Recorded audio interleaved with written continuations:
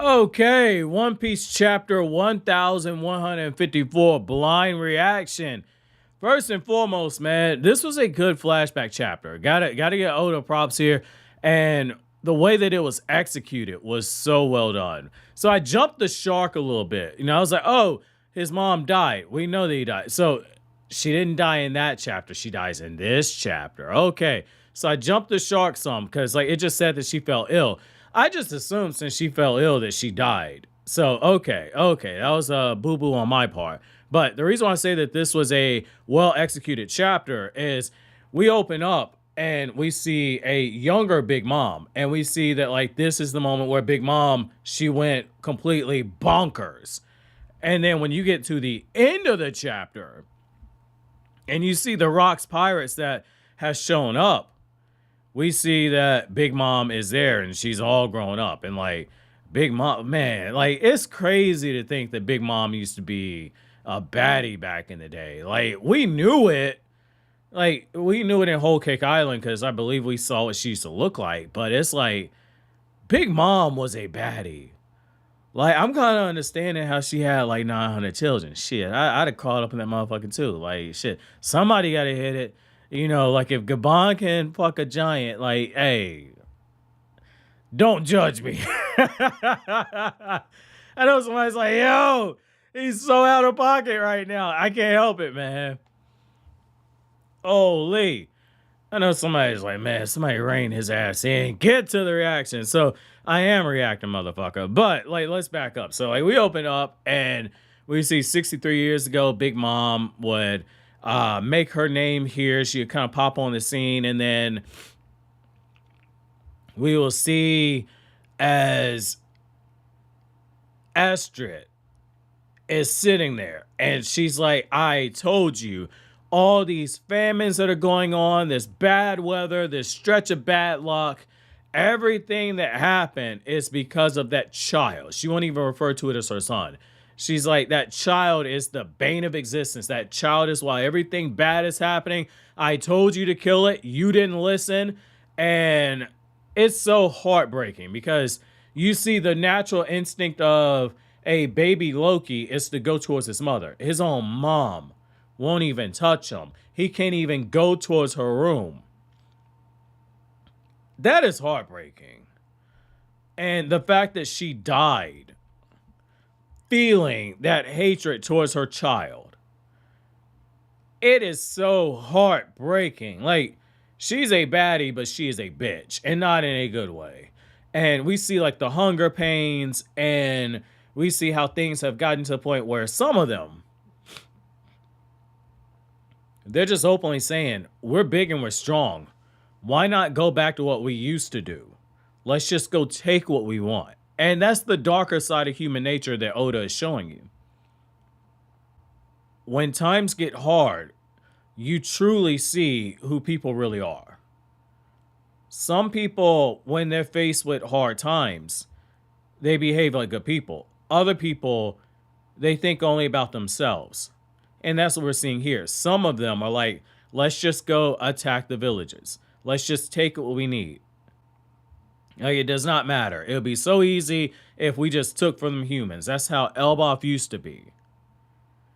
And some of them have gotten to the point where as things got worse, they go, okay, well, if the prince is the cause of this and he's cursed, let's just go sacrifice the other brother. Maybe that can offset. And they don't dare try to harm Loki. They go after Hajrudin. And now you're seeing more of why Hajrudin and the interactions with Loki are how they are.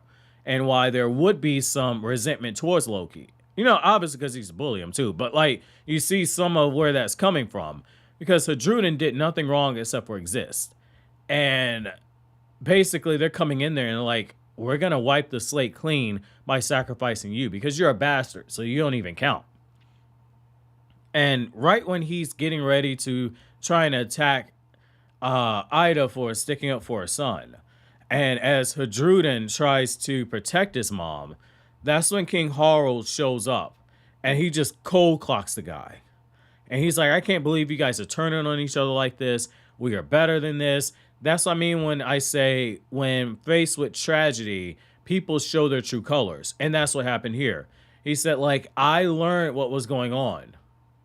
I saw everything progress. I went out there into the world. I spoke to the countries that we built relationships with. They're sending food to us right now, enough food to feed us to get us through this dark period. Have some faith. Do not regress. Stick to the mission. And by the mission, I mean like the progress that Elbaph was making. And I like how Oda takes this moment to kind of call back to what we saw at the beginning of the flashback, where he says, like, each human has such a tiny body, yet they band it together to get us enough food. And when you realize, like, how much smaller human beings are than the giants, they had to have gotten a ton of food and worked for a very long time to try to get that food. And that's what is so interesting here, because some of them were just saying it would be so easy to go take from the humans. And yet it's the humans that gave them what they needed. That is beautiful. That is absolutely beautiful right there. And I like how after all that happens, there's a line where they talk about, like, you know, we need to basically not carve out, but like cover up the eyes of Loki. I believe that that's one of the things that was said there. And what I find interesting is that when Estrid passes away, there's this funeral, and she went to her grave, still blaming Loki for everything that happened. And now, when we're looking at Loki, his eyes are bandaged up like how we see them now. And King Harald is having to answer different questions. Like, hey, you know, he's got bruises on him.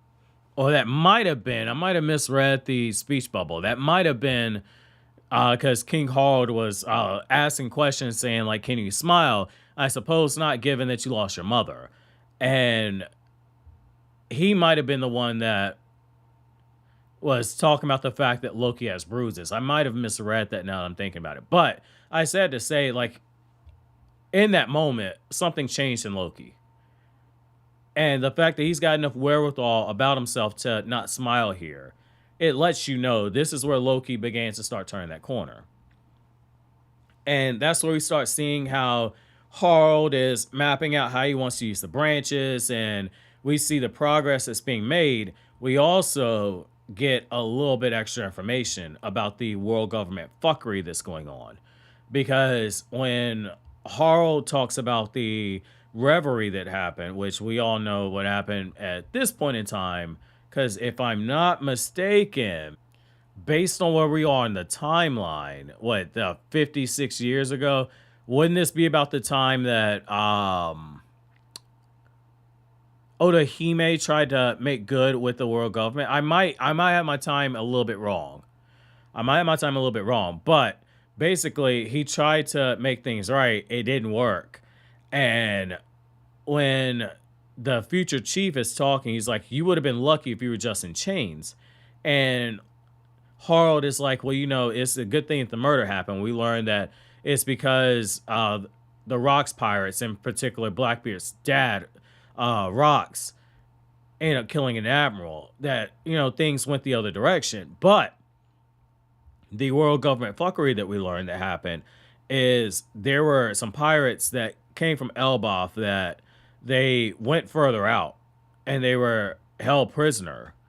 And what's interesting about that is that there's talk about how there were pirates that were trapped in ice. So obviously that's got to come back in.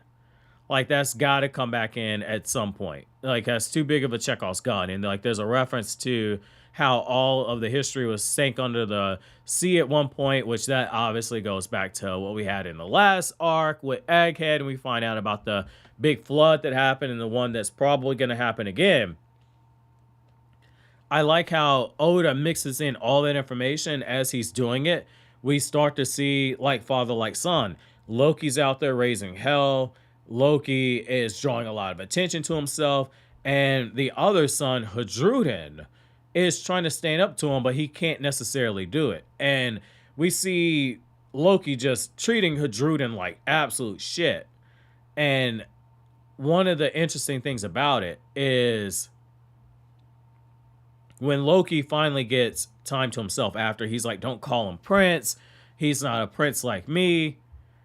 And after all the chaos that Loki did, we see one panel after everybody is just, giving him the ugly look. Loki is biting his lip. And you can tell, okay, it's happening. It's absolutely happening here. He's about to break. And sure enough, he says to himself, I can't even die. And he's taking the bandage off. He's taking the bandages off. We see his eyes. We see him crying. And it's a little cliche. It's very cliche how Oda wrote it, that no matter how much he tries, he can't feel the hole in his heart. And like, that is one knock I will give this. Cliches not bad. Cliches exist for a reason because they work. But at the same time, Oda is so much of a good writer that he does not need to rely on cliche phrases. And I kind of feel like this was a moment where it was spoon feeding it. And I don't think that Oda has to do that with One Piece.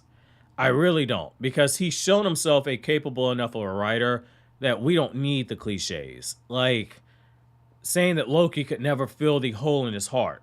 It's no different than somebody saying that somebody's face went white with fear. Like, you don't even need it. We see it. That goes back to the show don't tell. In this moment, he nailed the showing. We did not need that narrator block there. Like, if you just would have ended it, and again, I'm critiquing because, again, this is a reaction, but, where it's like that narrator box is and destroyed, you could just go ... for the pause and show everything that's happening. And then have it with Loki saying, I can't even die. That works. And that drives home exactly it, that he can't fill the hole in his heart. Because you see it. You see that he's suffering. But I also understand, like, One Piece has been going on for a long time. I don't mind saying it, One Piece, in terms of reading, it does require a longer attention span. It does require more reading comprehension than your typical gateway shonen. But at the same time, Oda's too good to spoon feed. He does not need to spoon feed this. But again, I get it. Attention spans are in the toilet now. So I do understand why he would do that. And I do like how the chapter ends off with that big revelation that Rox, the leader of the Rox Pirates, is the father of Blackbeard. That's interesting because I don't believe that was said before. So that's interesting to me. That's very interesting. And he's here looking for Harald. So now I really want to know where this is going. But my chapter question to you guys is going to be, did this chapter change your opinion of Loki and the dynamic that he had with Harald? Let me know down in the comment section below. So always, guys, like anything I had to say, don't forget to comment, rate, subscribe, and share. Thank you so much for watching until then. Have an awesome day, guys.